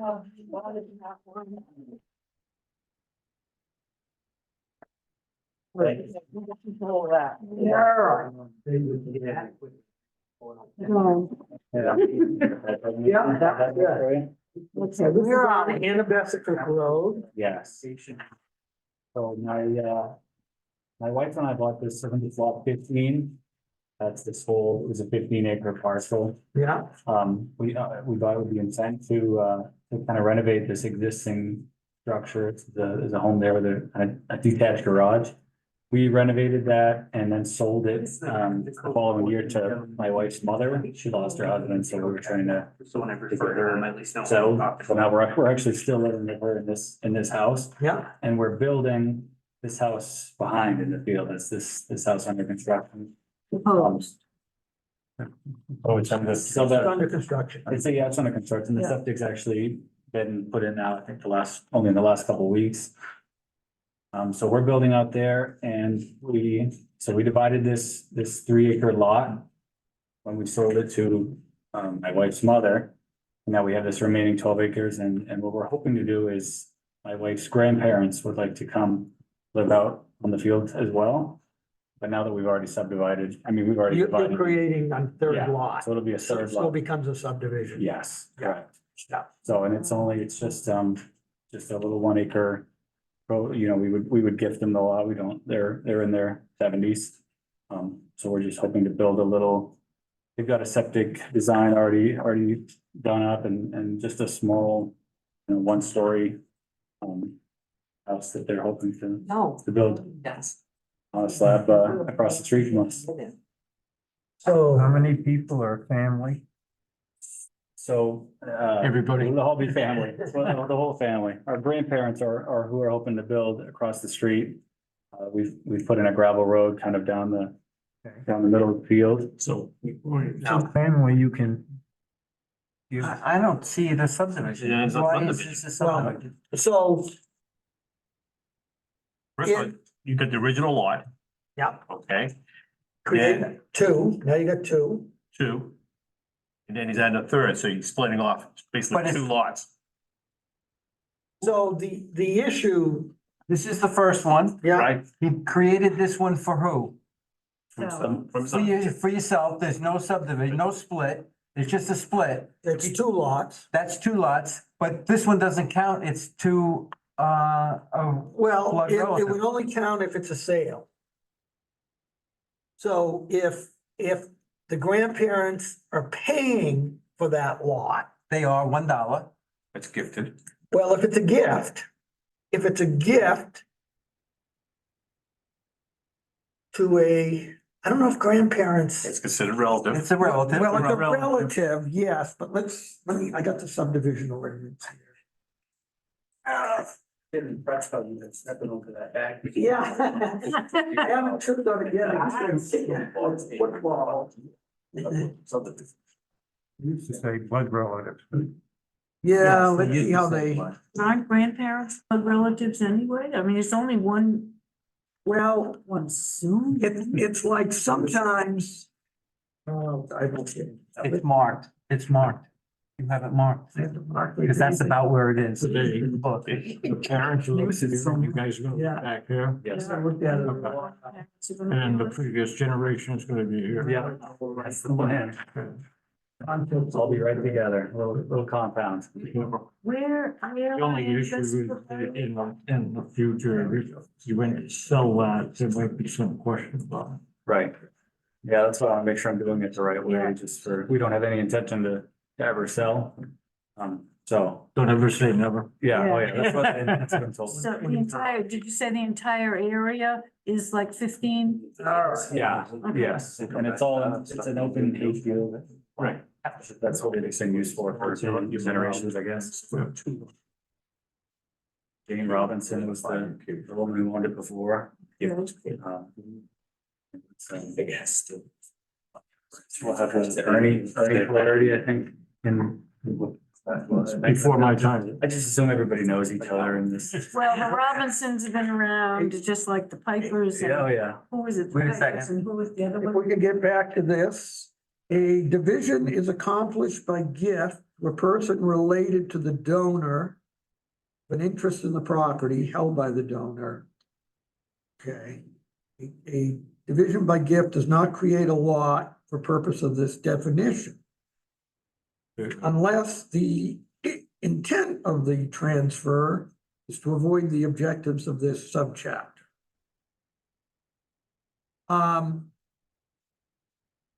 So, person related to the donor means a spouse, parent, grandparent, so that's all right. The only thing, you can avoid sort of our formal review by giving the property to them, that lot, and adding onto it a condition that the lot can't be sold for 5 years. Right. And if you do that, you got the plan and everything, but we don't have to notify abutters, charge you a fee, have you come back for another meeting. Yeah. Decide whether we want to do a site visit. So as long as, Andy sees a deed that it says that 5-year restriction. Yeah. He can write a permit. you say that it's a gift to your grandparents or your wife's whichever one. Yeah. And also say, as a condition of this gift, the property cannot be sold for a period of 5 years. I know there's a lot of moving parts. I talked to Andy about it too, and he said that I would need to get something written up by like an attorney that says that. Well, indeed, yeah. You should, speaking as an attorney, you should always get an attorney to a deed. No, but it's because of an issue like this, Yeah. And it gets recorded. It gets recorded. Right. Something you wanna make sure is that 5 years acceptable to you and the grandparents, or, Right. things happen in life, so. Yeah. You might wanna think whether you wanna do that, or do you wanna do it? Right. Subdivision. Right, if you went through, then we wouldn't add that condition on, because it would be an approved subdivision lot. So, you can have it either way. This isn't we have to figure out, well, what's the fee? It's a base fee, probably 50 or 100 plus 70, whatever it is per lot, the new fee schedule. But That's back, there's a wet area up near the road, right? On the front right here. Yeah, I think Is so. that out of that wet area? Yes. And, yeah. yeah, So like the subdivision fee is $250. You know, so that's what we would charge you for our review and then approving that lot. Then it wouldn't have on it any restriction on the 5 years. Okay. So it's sort of your choice what you want to do. We set this up as a preliminary so that you Right. wouldn't have to pay a fee or, you know, you can think about it. Yeah, And if you wanted, yeah, well, you could give us the official form and a fee for $250. And then we'd probably review this at the next meeting in February. yeah. I Or, just don't know if that would be, you know, I guess whatever's easier, that just the way I understood it from talking to an attorney was that they couldn't write something up. If it had 3 lots, it was considered a subdivision. And they. Well, told they me all know basically- the same laws. Well, that they we have. should. Yeah, I know, that's why. so they should. Just tell them you need a deed for your grandparents. With that statement in there, they'll write it. Okay. Yeah, I Yeah, just want to make sure I'm doing the right And way. then give that to Andy and he can write it. yeah. So, I mean, as I say, you can think about it if you wanted. Or go the other Yeah, route. if you want to come back to us, you just need to fill out the actual application, pay a fee of $250, and we would review this at the next meeting. Yeah, okay. So you don't have to let us know tonight, but we have to have that application Tuesday of the week before meeting. And was that the application that That's the one that I sent you. Yeah. That was the subdivision. this one here? Yes. Okay. Yep. The right one?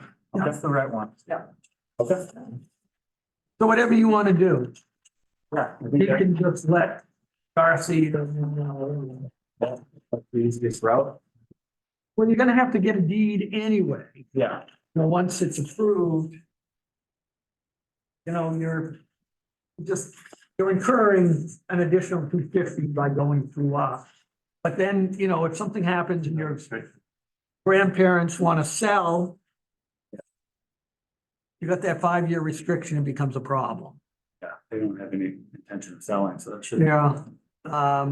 Or they have to sell to a relative. Yeah. Yeah, they have to sell it back to you basically. Yeah. And then you have to deal with, again, being a subdivision. Right. I don't know, it may be simpler to come back to us, but it's your call. Yeah, I think I would go with that route. Yeah. That's- I mean, you got the plan already, Yeah. so, I can do that, it would be great. yeah.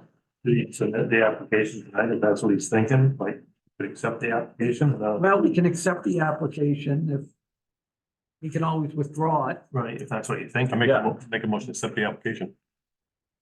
You have it? I haven't seen He's it. got it right here. He Right. brought it with him. I was just gonna make Yeah. copies. Yeah, I'm gonna go make copies and give you that. Thank you. and as I say, if you decide, no, I don't want, you know, you can withdraw the application. No, I think that'll be fine. Once the plan is signed, you do have to record it in the registry of deeds. Okay. And, Do that at Did the you have same a time you do the deed. yeah. Right. Did you have a surveyor? You got a surveyor draw that up? Yes, sir. Yeah.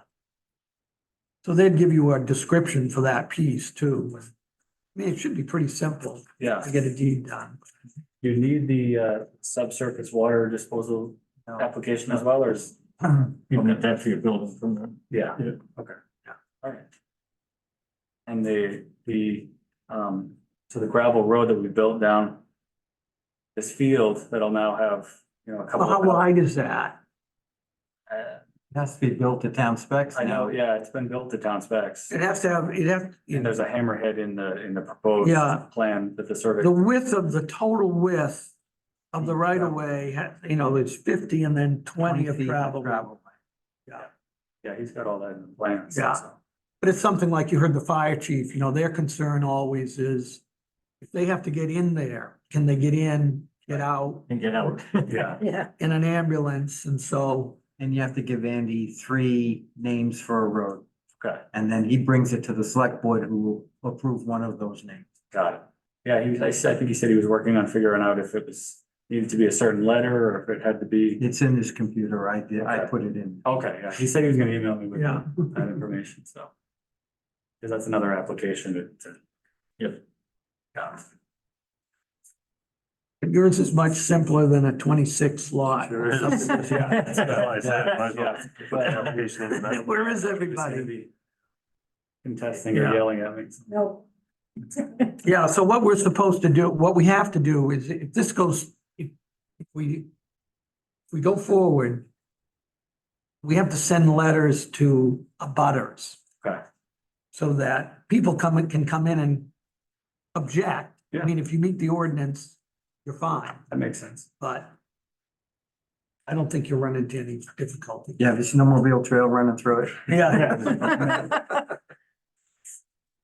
I mean, well, you do have wetlands, but that's all set. Yeah, Yeah. yeah. There we go. Way more.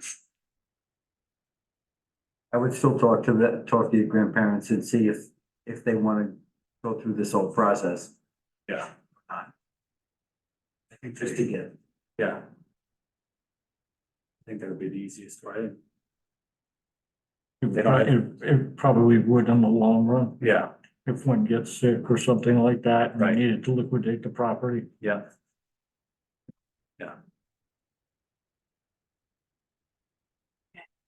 Or they could always convert it back to him. Yeah, well, that would, if something happens within the next 5 years, that would be the, and they can't live in it. They would feed it back to them, and then you haven't violated the subdivision. We'll be praying that doesn't happen. They're still young. They're only in their early 70s, so. Oh, We're hoping they live to 110. All right. My wife would like. So.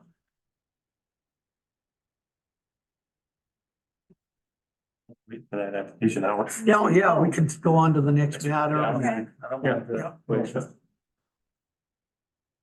Sir, your name, please. Hi, my name is Rob Tangley.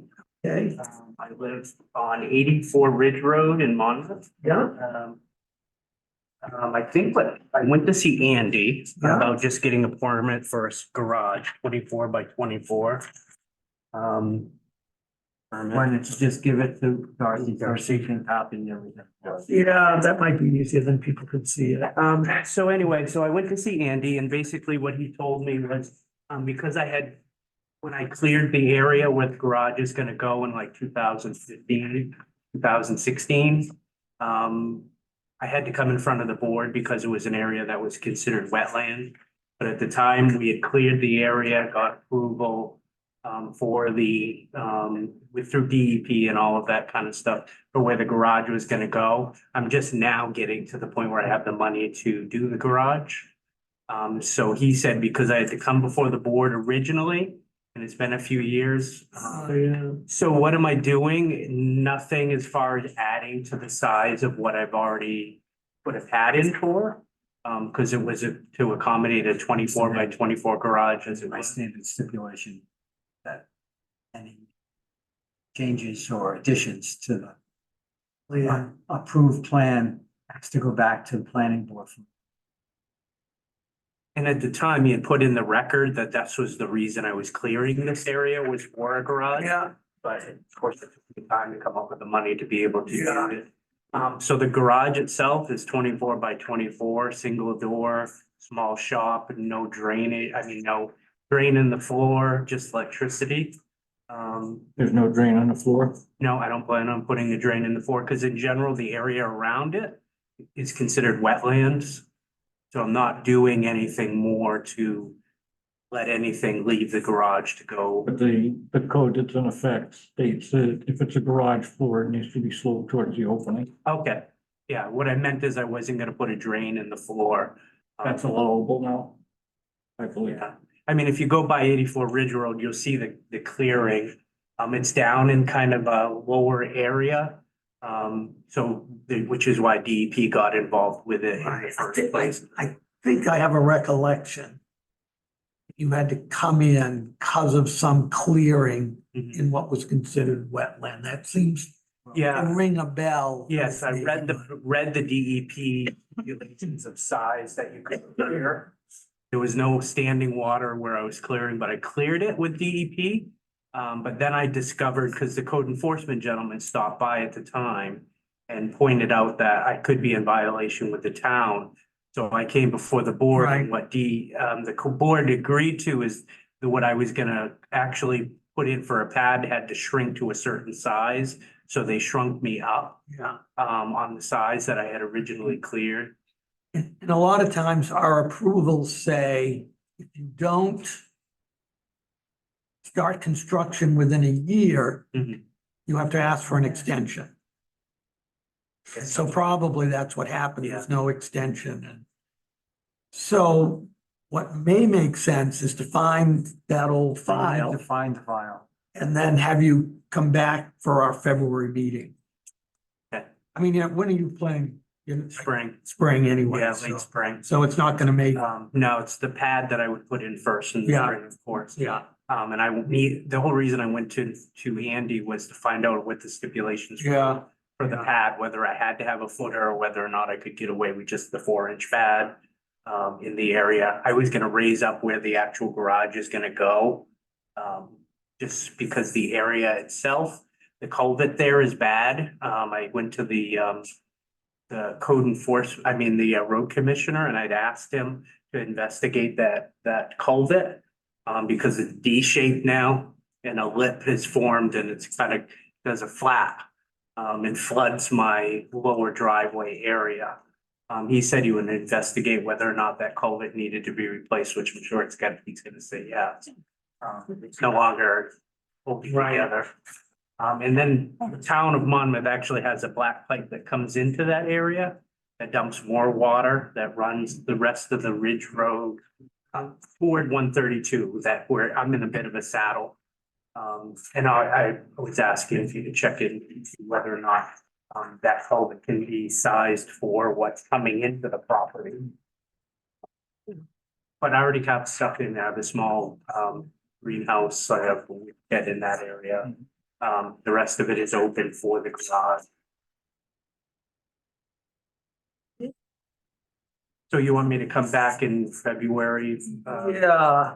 I think we should find I that have to file. find the original file. Yeah. So I remembered when he went into the file, he pulled it out and he says, oh yeah, I see where it says your intentions for putting the lot in was for a garage. And he had never seen the file until then, so I'm sure. yeah, but it's in another location.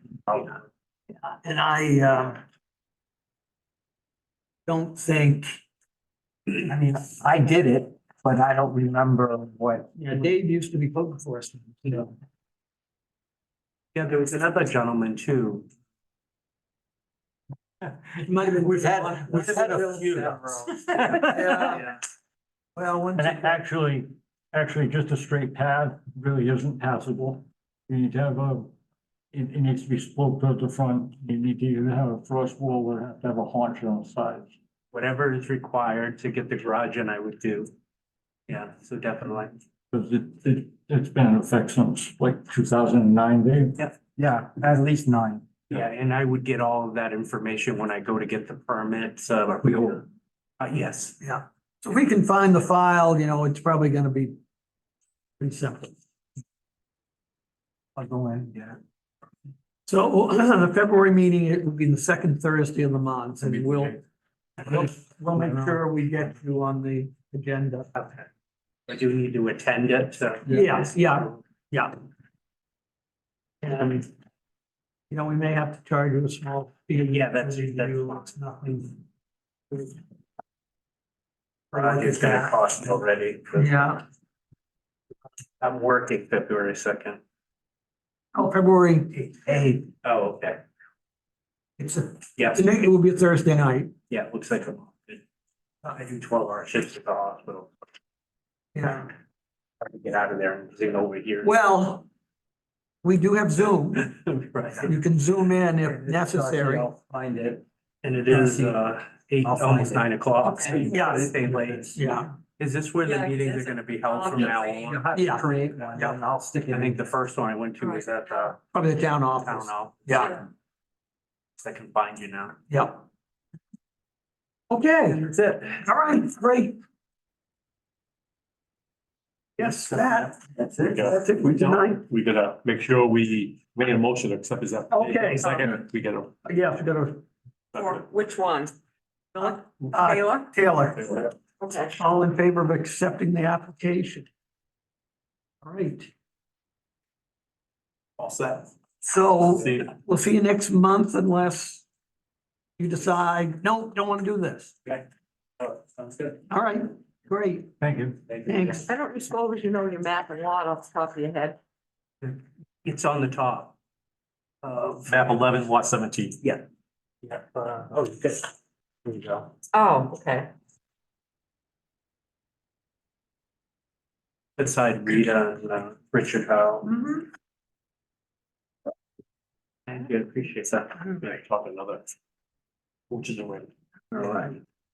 Good, so, let's see what else we got, You got it. I haven't, on other business, haven't discussed with Andy, was gonna look at what other towns are doing for the building. Last meeting, Ray, we talked a little bit about other fees. And, was like a discussion that in terms of building, that maybe we needed to have tiered fees. There'd be different fees if it was an independent third party as opposed to Andy. We would have a different fee structure for new construction and for renovation. And so we wanted to kind of see how other towns were handling that. There were a couple of other odd fees that really don't involve the planning board, but I think the board, select board wanted us to make recommendations. I think we'll just kick that off to a February meeting and I'll see if Andy's done any work on it. What would the difference be between new construction and remodeling or whatever? Yeah. I would think new construction would be a greater, bigger project, not always, but it'd be a bigger project, whereas remodeling, unless you're putting on an addition, I guess. I would think. I think Winthrop does a square footage type thing, For- and then. Yeah, but no, for the codes officer, there's a difference between renovations and new construction. New construction, you have to certify the property, the size, the setbacks and everything else. For renovation, however, if it's an interior renovation, you don't have any of that. If it's an addition or a small addition, all you have to do is worry about one setback. It's not like you're investigating a deed on a property and all that stuff that you would have to do with something new. But that's strictly from the code From the person code, for the code side, issuing not, a permit. yeah. What we're talking about is, fees that the town's gonna recoup from the work that code enforcement officer does. Because, they're not getting any money. All of a sudden, they're realizing that what he's issuing is not paying his salary. The other thing that came up is, I got a request from an engineering fee for a pre-application meeting for a solar project on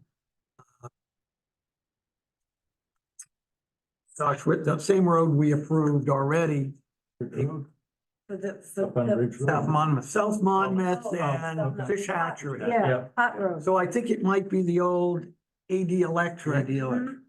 So I told them that they may not have seen the new amendments, although Justin tells me that Lori has sort of updated things. I didn't check.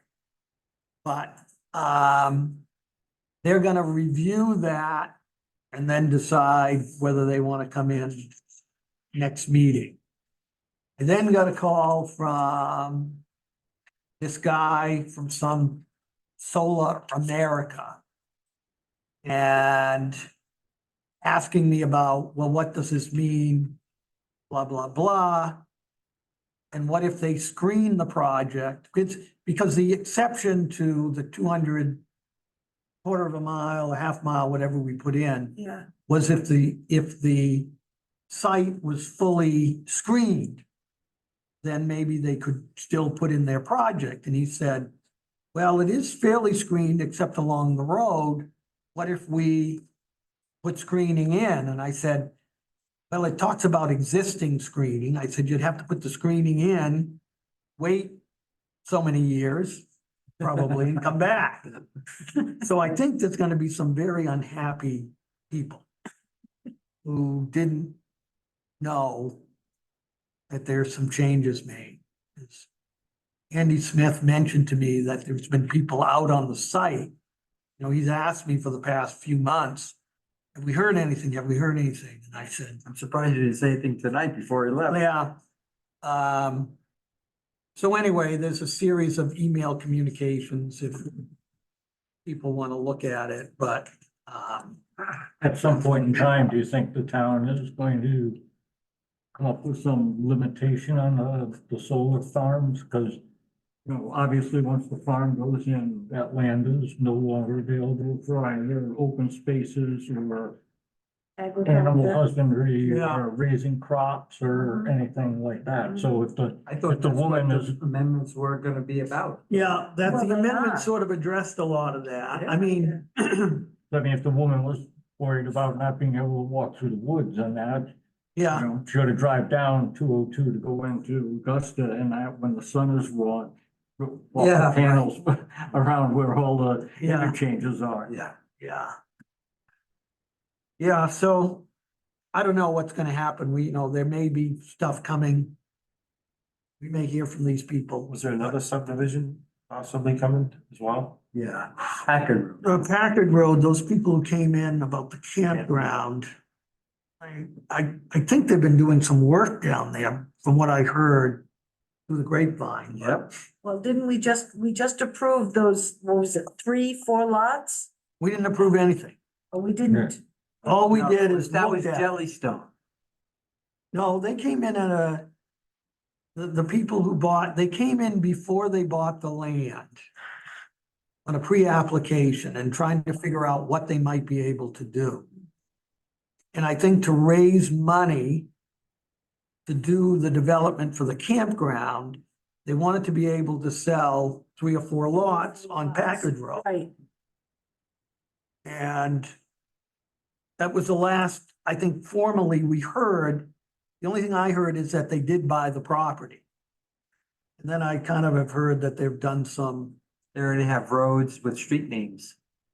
What? They already have roads with street names on, in that lot. Not going through subdivision. That's Coming off Packard Road? Can you put a road? If you walk down into where it says no trespassing and you walk in there, you'll see slits Did they off get a driveway with all the permit? road. Oh, Off the drive by. does Andy know?